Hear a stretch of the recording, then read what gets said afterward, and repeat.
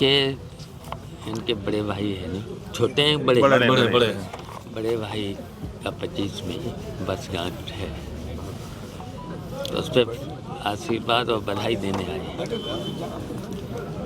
तो इनका जीवन आगे बहुत अच्छा हो और तरक्की करें।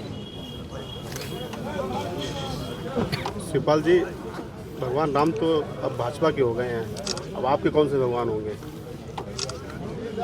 देखिए, भगवान तो सबके होते हैं और सबके हैं, और भगवान हर व्यक्ति के कण कण में हैं, हमारे भी हैं। और अब क्या, अब तो मंदिर बन गया, प्राण प्रतिष्ठा हो गई, अब सब लोग दर्शन करें। मैंने तो पहले भी कहा था, अगर निमंत्रण मिलेगा तो जाएंगे, नहीं मिलेगा तब जाएंगे, तो अब जाना है। शिवपाल जी, बिहार की राजनीति इसमें गरमाई हुई है, जो नीतीश जी हैं वो एनडीए के साथ जाने को हैं। देखिए, ऐसा तो अभी कुछ नहीं, नीतीश जी से हमारा यही अनुरोध है कि इंडिया गठबंधन को मजबूत करें,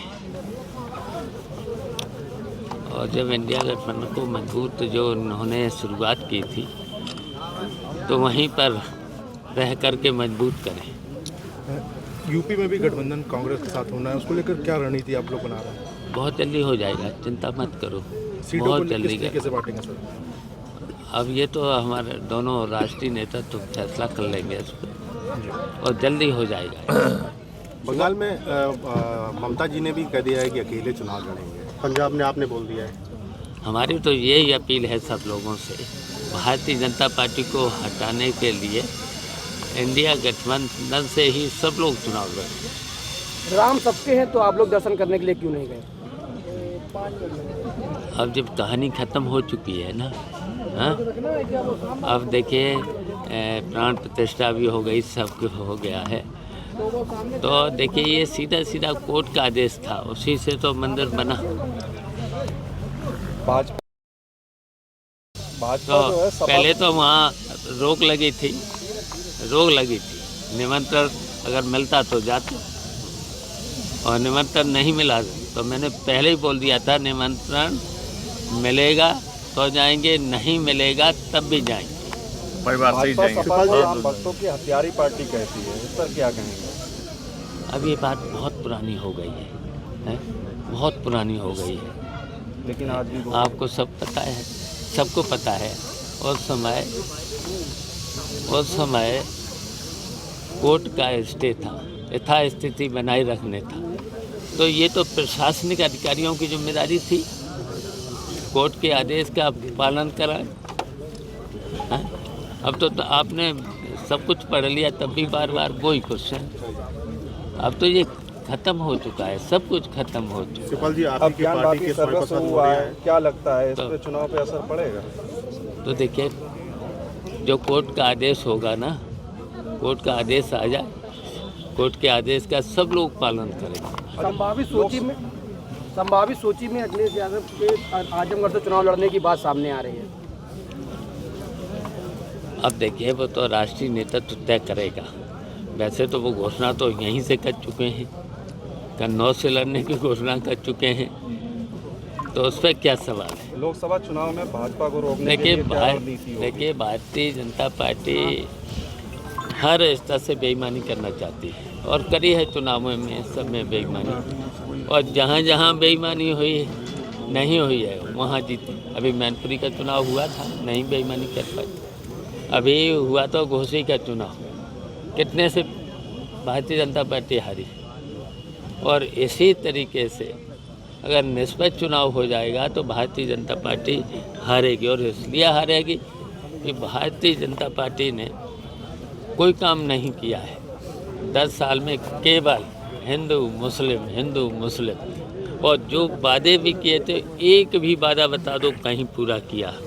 बताओ, कन्नौज में कोई काम हुआ है इस सरकार में? और समाजवादी पार्टी में अखिलेश यादव की सरकार में या नेताजी की सरकार रही है, बताओ कितने काम हुए? अगर उनका सूची गिनाना शुरू करें तो 2-3 घंटे लग जाएंगे काम का, और भारतीय जनता पार्टी का एक काम बता दो, यहाँ पूरे एरिया में बता दो। सर वोटर लिस्ट में तो गड़बड़ी की इसलिए बात आप लोग देखिए, की ओर ये से वोटर लिस्ट में ये एसडीएम को दिए गए थे और इसमें से कोई आदमी रहता नहीं है, सब हैं बाहर के वोटर, मृतक भी हैं, बाहर के लोग भी हैं, तो नहीं कटे हैं 250 वोट। ये वो लोग हैं जो बाहर रहते हैं, वो कटे नहीं हैं। हाँ, बाहर यहाँ कहीं है ही नहीं, बाहर बना के और मरे हुए उनके वोट बना दिए हैं। बना दिए। ये देखिए पूरी सूची है, ये सुखपाल है। जी, विधानसभा में आप लोग की अधिकारी भी उन्हीं के सारे पर काम कर रहे हैं, लेकिन हम लोग इसका विरोध करेंगे। पहले तो यहाँ जो भी सक्षम अधिकारी है, सक्षम अधिकारी तो चुनाव का काम एडीएम देखता, डीएम देखता है, इनसे करेंगे, नहीं तो हम लोग आयोग में जाएंगे। सुखपाल जी, विधानसभा चुनाव में आप लोग को बहुत अच्छी जीत मिली थी, बहुत अच्छा रिजल्ट भी रहा था, तो ऐसे में अकेले चुनाव लड़ना, अगर लोकसभा चुनाव भी अकेले लड़ सकते थे, गठबंधन जरूरी है क्या? नहीं, जरूरी है। भारतीय जनता पार्टी को इस समय जरूरी है, भारतीय जनता पार्टी को हराने के लिए एक होकर के भारतीय जनता पार्टी को हराना जरूरी हो गया है। मायावती जी देखिए, ये संविधान को मानते नहीं, कानून को मानते नहीं, अदालत को मानते नहीं, अब तो सब पे कब्जा। ईडी और सीबीआई का प्रयोग करते हैं, हर चीज़ में सबको धमकाने का काम करते हैं। दिल्ली के मुख्यमंत्री केजरीवाल ने एक ट्वीट किया है, कहा कि दिल्ली की सरकार को बीजेपी गिराने की कोशिश कर रही है, जो उनके विधायक है उनको धमकाया जा रहा है। नहीं, वो तो हर जगह भारतीय जनता पार्टी ने ईडी, सीबीआई और हर तरीके से विपक्ष के लोगों को तोड़ने का काम करते हैं। दिल्ली के मुख्यमंत्री एबीपी गंगा, खबर आपकी, जुबान आपकी।